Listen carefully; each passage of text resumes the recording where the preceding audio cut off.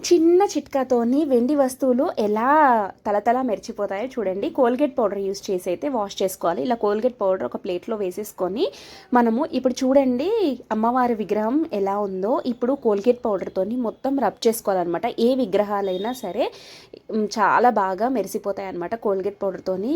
ఇలా మొత్తం ఫస్ట్ మనం రబ్ చేసుకున్న తర్వాత మనమైతే వాటర్ పెట్టేసి వాష్ చేసుకోవాలి. వాష్ చేసుకున్న తర్వాత మళ్ళీ మనము ఇంకొకసారి వాటర్ పెట్టేసుకొని మొత్తం వాష్ చేసేసుకుంటే చాలా బాగా మెరిసిపోతాయి అన్నమాట వెండి వస్తువులు అనేవి. ఇలా చిన్న చిట్కాతోని మనం ఎంత పెద్ద వెండి విగ్రహాలైనా కూడా ఈజీగా మెరిచిపోయేలాగా వాష్ చేసుకోవాలి. ఇవన్నీ వాష్ చేసుకున్న తర్వాత బాగా మనం మంచిగా తుడిచేసుకోవాలన్నమాట డ్రై క్లాత్తోని. డ్రై క్లాత్ పెట్టుంటే వెండి వస్తువులు మళ్ళీ నల్లగా అయిపోతాయి. సో చూడండి అమ్మవారు ఎలా మెరిసిపోతున్నారో.